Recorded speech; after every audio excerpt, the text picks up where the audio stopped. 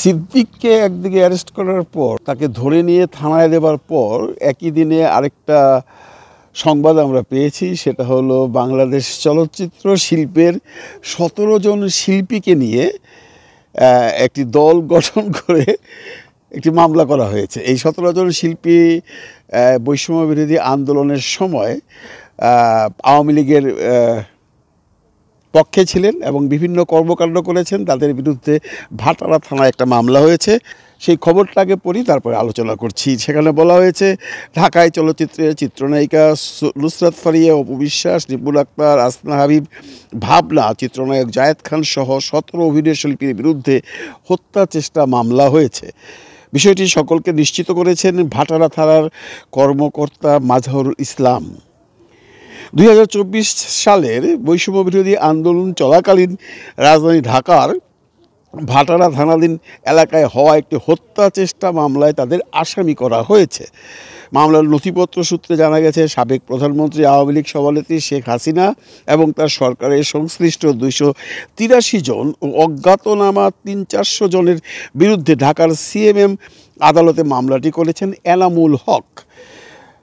মামলায় বৈষম্য বিরোধী আন্দোলনের বিপক্ষে অবস্থান নিয়ে আওয়ামী লীগের অর্থ যোগানদাতা হিসাবে আসামি করা হয়েছে ঢাকায় চলচ্চিত্রের জনপ্রিয় নায়িকা নুসরাত ফারিয়াকে। ফারিয়া ছাড়াও আসামি করা হয়েছে অভিনেত্রী অপু বিশ্বাস, সুবর্ণা মুস্তফা, রুকেয়া প্রাচী, আসনা হাবিব, ভাবনা, সুহানা সাবা, নিপুণ আক্তার, মেহেরা ফিরোজ শাওন, জ্যোতিকা জ্যোতি, সৈয়দা কামরুন্নাহার শাহানুর, তানভিন সুইটি, জাকিয়া মুন, তারিন জাহান, উর্মিলা শ্রাবন্তী কর, অভিনেতা আজিজুল হাকিম, সাইমন সাদিক, জায়েদ খানকে। এখন কথা হচ্ছে, এই ৯ মাস পরে কেন? এই প্রশ্নটা কিন্তু অনেকের মনেই আসছে। আমরা জানি সেই আন্দোলনের সময় এদের ভূমিকা কী ছিল। আমরা দেখেছি অপু বিশ্বাসকে সেই ফেরদৌসের ভোটের জন্য ট্রাকের উপরে জাম দিয়ে যায় একদম ভোট চাইতেই পারে। আমরা দেখেছি জায়েদ খানের কী ভূমিকা ছিল। আমরা দেখেছি সুবর্ণা মুস্তফা এমপি থাকা অবস্থায় কী কী সুবিধা নিয়েছিল। এগুলো নিয়ে অনেক অনেক অনেক আলোচনা অনেক দিন যাবতই হচ্ছে। কিন্তু যে কোনো কারণেই হোক, এই ৯ মাস পরে এসে তাদের বিরুদ্ধে মামলা হলো। অনেকেই প্রশ্ন করছেন, কেন ৯ মাস পরে ভাই? ৯ মাস কেন অপেক্ষা করা হলো? এর কারণ বা এর কোনো উত্তর বা সদুত্তর আমরা কেউই জানি না। তবে এদের বিরুদ্ধে মামলা হবার পর মানুষের কি রিয়েকশান, সেটা আমি একটু পড়ে শোনাচ্ছি। মুস্তফা ফিরোজ সাহেবের কন্টেন্টে গিয়ে দেখলাম এদের সম্পর্কে উনি একটা নিউজ করেছেন এবং উনি বলেছেন যে একসময় মানে নিউট্রাল থাকার মতো কথা বলেছেন, যে এটা এইভাবে ঠিক হয়নি, ওদেরকে সুনির্দিষ্ট মামলা না দিয়ে এই ভাটারা থানার মামলাটা কেন দিল। তার মানে উনি একটু সাপোর্ট করতে গিয়েছিলেন যে কাজটা ভালো হয়নি। আমি ভালো মন্দের বিচার আমি করার কেউ নই, ভালো মন্দের বিচার করবে দর্শক। মুস্তফা ফিরোজ সাহেবের সেই কন্টেন্টে গিয়ে কমেন্টসগুলো যদি পড়ি, তাহলে আপনারা বুঝতে পারবেন পাবলিক রিয়েকশনটা কেমন। আমি একটা এক করে কমেন্টগুলো পড়ছি। সেখানে প্রথমেই দেখলাম শহীদুল ইসলাম লিখেছেন, ফিরোজ ভাই, এতে সমালোচনার কি আছে? এরা কি কাজ করেছে আপনারা ভালোই জানেন এবং ওরাও জানে, যে কারণে তারা বেশিরভাগ শিল্পীরাই পালাইছে। তো তারপরে একজন লিখেছেন, এমডি জাহিদ বাবু, অপু বিশ্বাসকে আগে ধরতে হবে। ফেরদৌস লিখেছেন, ফারুকির বউ তিশা কই? তিশাকে তো লিস্টে দেখলাম না। আবার তার প্রশ্নের উত্তর দিয়েছেন, তিশাও থাকা উচিত। তারপরে একটি কমেন্ট আছে, এগুলো সব এমনভাবে দালালি করেছে যে এরা ভুলেই গিয়েছিল তারা অভিনয় করে। সেই প্রশ্নের পিছনেই আবার আরেকজন উত্তর দিয়েছেন, দালালির কোনো মামলা থাকলে সেটা দিক, হত্যা মামলা নিয়ে ব্যাপারটাকে হাস্যকর কেন করতে হবে? আমরা সেই বিতর্কে যাচ্ছি না, কেন হত্যা মামলা দেওয়া হলো, কেন দালালির মামলা দেওয়া হলো না, সেটা সময় বলে দিবে। কারণ এই মামলাগুলোর পর তাদেরকে জামিন নিতে হবে, তাদেরকে আদালতে দাঁড়াতে হবে। তারপর মাননীয় বিচারক মহোদয় বিচার করবেন আসলেও তারা সেখানটায় ছিলেন কি ছিলেন না। আমরা কিন্তু এই সংস্কৃতি দেখে এসেছি বন্ধুরা। সেই আওয়ামী লীগের সময়ও যে কোনো মানুষকে যে কোনো মামলা দিয়ে ধরা হতো, তারপর তাকে অ্যারেস্ট করা হতো। এই কালচার থেকে আমরা বেরোতে পারিনি, কারণ এই আইনটি কিন্তু এখনও স্থগিত করা হয়নি। কাজে এটা নিয়ে অনেক বিতর্ক আছে, আমরা সেই জায়গায় নাইবা গেলাম।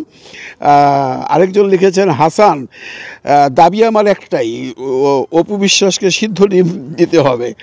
তারপর শহীদুল আলম রনি লিখেছেন কিসের প্রশ্নবিদ্ধ মামলা, তারা প্রত্যেকে আওয়ামী লীগের দোসর, এই মামলা ও গ্রেফতার আরও আগেই করা উচিত ছিল। মানে মুস্তফা ফিরোজ সাহেব একসময় বলেছিলেন যে এটা তো একটা প্রশ্নবিদ্ধ মামলা হয়ে গেল, কারণ ওদেরকে ভাটারা থানার মামলায় আসামি করা হয়েছে খুনের ব্যাপারে, এটা কি বিশ্বাসযোগ্য নাকি, এটা তো প্রশ্নবিদ্ধ। তখন উত্তরটা দিয়েছেন এই ভদ্রলোক মুস্তফা ফিরোজ সাহেবকে।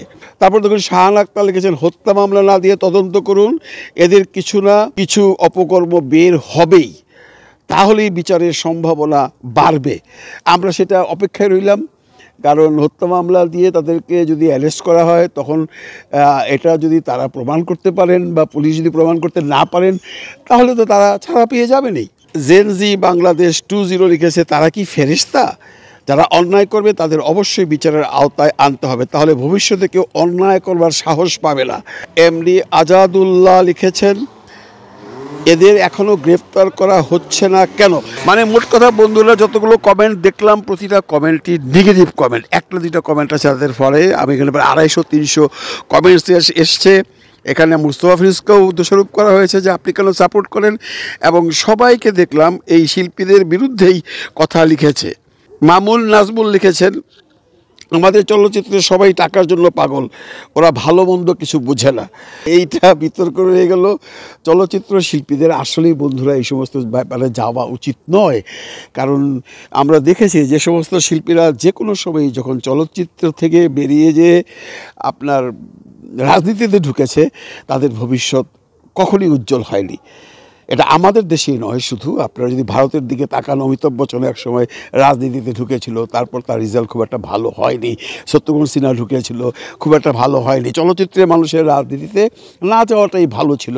এটা আমার একান্ত ব্যক্তিগত মত, আমার মতের সাথে অনেকের মিল নাও থাকতে পারে। আমি বলবো তোমরা অভিনয় শিল্পী, তোমরা অভিনয় করে খাও, তোমাদের রাজনীতিতে যাওয়াটা কোনোভাবেই শোভনীয় নয়। তারপরে লিখেছেন রোজি খান, কেন তিশাও তো বঙ্গবন্ধুর মাতার চরিত্র অভিনয় করেছিল, তারাও তো আওয়ামী লীগ করতো। ওনার উত্তরে আবার আরেকজন লিখেছে তিশা কি ভোট চাইছিল। আচ্ছা, ওনার যখন বললো যে বঙ্গবন্ধুর মাতার চরিত্রে যেহেতু তিশা অভিনয় করেছে, তো তিশারও তো থাকা উচিত। তার প্রশ্নের উত্তর দিয়েছে আরেকজন, কেন উনি কি কারোর বিরুদ্ধে ভোট চেয়েছিল।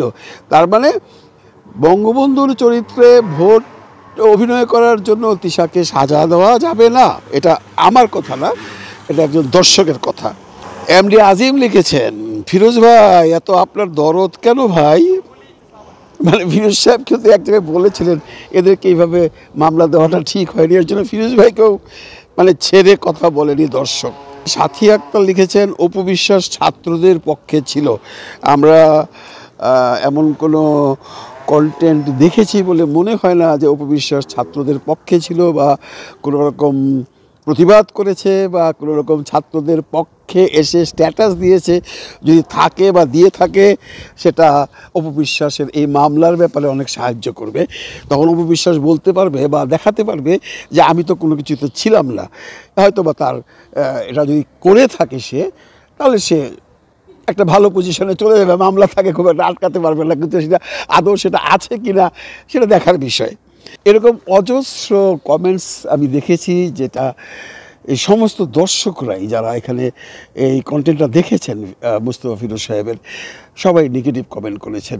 আমি একজন কি দুইজনের কমেন্টস পেয়েছি, শুধু বলেছে যে মামলাটা এইভাবে না দিয়ে ওইভাবে দিলেই হতো। তাছাড়া সবাই সাধুবাদ জানিয়েছে এদের বিরুদ্ধে মামলা দেওয়ার পর।